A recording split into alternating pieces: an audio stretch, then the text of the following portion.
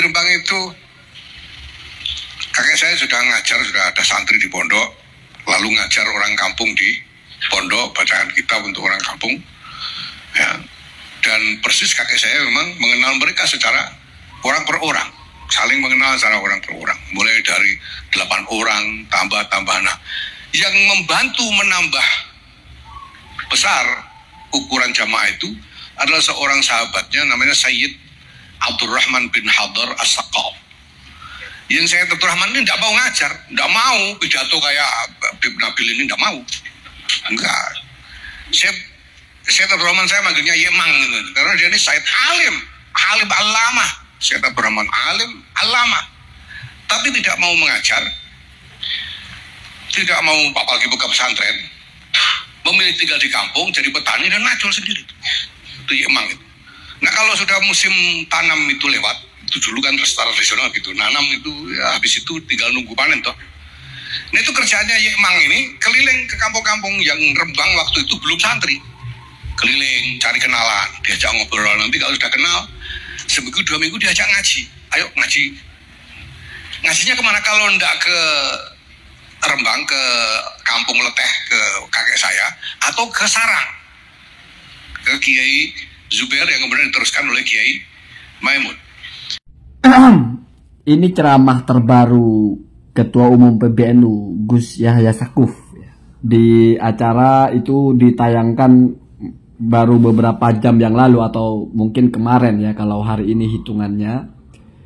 Gus Yahya soroti tantangan dakwah di dunia digital. Itu ada di NU Online ya. Gus Yahya buka rahasia dakwah efektif di era digital. Nah di poin ketika berbicara bahwasanya tradisi ulama NU dulu dakwah itu adalah personal. Artinya kita berbicara kepada orang yang kita mengenal orang itu. Jadi kalau ada kiai ceramah atau mengajar, yang diajari itu kenal. Kiainya kenal siapa yang diajari juga kenal siapa kiainya. Nah di tengah-tengah itu, ini poin pertama ya, biar sinkron. Kalau mau utuh ya silakan disimak di konten lengkapnya. Nah poin kedua adalah ternyata Gus Yahya ini mengungkap satu cerita. Kalau dulu ada seorang Habib Ba'alawi ya, Abdurrahman bin Hadar As-Saqaf, jelas Ba'alawi itu ya, As-Saqaf ya, yang dalam tanda kutip dianggap berjasa oleh Gus Yahya ini sebagai supporter atau sebagai orang yang ikut membesarkan dakwah kakeknya beliau. Artinya bergerak Habib itu atau Sayyid itu, beliau manggilnya Sayyid ya, Y atau Sayyid, melakukan pendekatan kepada masyarakat sesama petani untuk ikut pengajiannya kakeknya beliau. Atau kalau enggak diarahkan kepada Kiai Zubair ya, ayahanda dari Kiai Haji Maimun Zubair, maka namanya Maimun Zubair, Maimun bin Zubair begitu. Iya mungkin siap-siap aja dibully ya. Ya Gus Yahya ini kok masih aja manggil, malah makin jadi manggilnya Sayyid bukan lagi Habib ya. Sayyid kan panggilan resmi katanya untuk duri Hanafi, kalau Habib kan bukan katanya. Kalau ini kan Sayyid, udah dipanggilnya Sayyid kok, As-Saqaf lagi. Ya nggak mungkin juga cuman itu yang dipanggil Sayyid, artinya yang dianggap Sayyid lah. Walaupun kalau Habib Nabil dipanggilnya Habib, apa ya beda kalau Habib Nabil yang batal, kalau yang As-Saqaf yang Sayyid, apa begitu? Atau jangan-jangan nanti dipikirnya wah pantes lah orang dulunya berjasa gitu, artinya ada hubungan baik lah gitu. Kenapa selevel Ali Jum'ah aja, oh temannya Habib Umar, wajar, tidak mungkin ngebatalin. Kan ada begitu, narasi-narasi begitu kan ada. Oh kalau misalnya yang Iran itu Ayatullah siapa itu? Yang Iran itu yang mengarang kitab Al-Mu'qibun ya.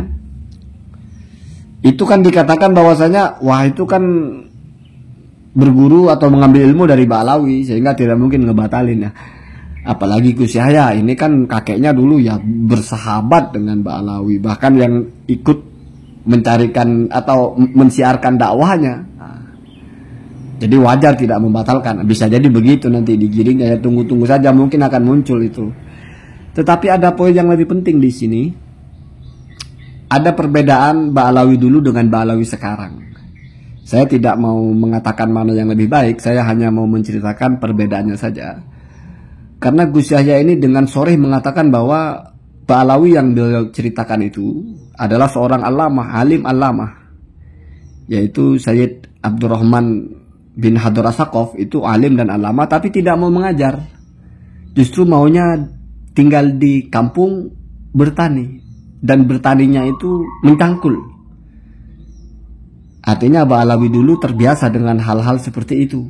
Ya sekarang pun sebetulnya banyak Ba'alawi yang petani juga banyak, Ba'alawi yang pedagang ya banyak, yang ojek online juga ya banyak, yang jual minyak di pasar ya banyak, jual kain banyak.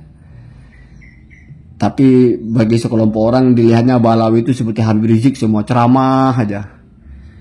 Seperti Habib Hanif, semuanya dianggap seperti itu, dan hidupnya mewah-mewah seperti itu misalnya ya.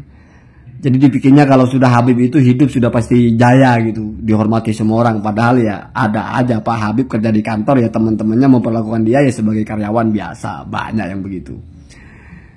Itu perbedaan ya, yang mungkin tidak terlalu berbeda ya. Artinya zaman dulu Habib bekerja petani ada, sekarang juga ada. Cuma dulu ada Habib alim tapi tidak mau buka pesantren, tidak mau buka pengajian, tapi justru menjadi supporter agar orang-orang itu mengaji dan mengajinya kepada kiai. Apakah sekarang hal itu ada? Mungkin ada. Tetapi orang taunya sekarang Habib itu turun tangan sendiri berdakwah, tidak menjadi supporter kiai, tidak mengarahkan orang untuk mengaji kepada kiai, tapi mereka yang membuka kajian sendiri. Dan mungkin ada kelompok-kelompok yang mempersoalkan ini. Saya selalu ulangi, kalau ada kelompok-kelompok yang mempersoalkan karena orang buka pengajian, dalam tanda kutip apalagi hanya karena kalah saing, itu kamu pikir pengajian pasar, jualan. Pembeli kamu sedikit, pembeli Habib banyak, nggak terima. Wah, ya kan tinggal dibalik logikanya. Dia membela karena punya hubungan baik, terus kamu mencela karena kamu merasa tersaingi. Apa-apaan itu ya. Jadi sudah nggak ilmiah kalau begitu ya. Saya tidak menuduh siapapun, cuman mungkin ada narasi-narasi atau ada satu dua orang yang ngerasanya begitu. Artinya ngelihat dominasi Ba'alawi kan, bahasanya kan dominasi Ba'alawi, lalu ada wacana pemerataan relasi kuasa. Karena kalau bukan Ba'alawi itu tidak punya stempel atau tidak punya branding lah sebagai dzurriyyah Nabi, sehingga secara branding sudah kalah gitu. Maka ketika membuka majelis juga sulit bersaing dengan Habib. Maka branding yang tidak fair ini harus digugat biar semuanya bertarung tanpa label gitu. Karena kalau sudah ada labelnya ini Habib, ini bukan, susah untuk bisa bersaing. Ada yang berpikir begitu mungkin. Tapi bagi saya berdakwah itu nggak masalah itu. Nggak masalah diminati atau tidak. Kalau mau berdakwah, berdakwah aja. Saya kira orang bisa kok menjadi populer, bisa diminati banyak orang. Nggak mesti harus jadi Habib. Banyak kok yang bukan Habib diminati juga banyak. Ustadz-ustadz baru, ustadz-ustadz anyaran aja kalau dia punya strategi, dia punya marketing, dia punya modal.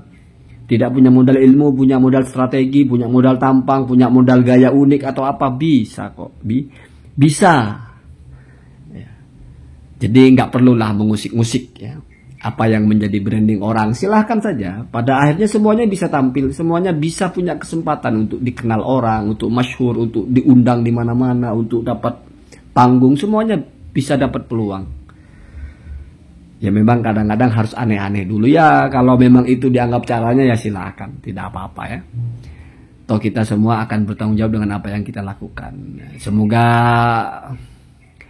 ini menjadi tahqiq lah, penguat kepada Nahdiyin yang ikut ketua umumnya, ikut Islamnya ya begitu ya. Tidak pernah ada perubahan ya sampai hari ini. Sudah 3 tahun lebih tidak bergeser. Allahumma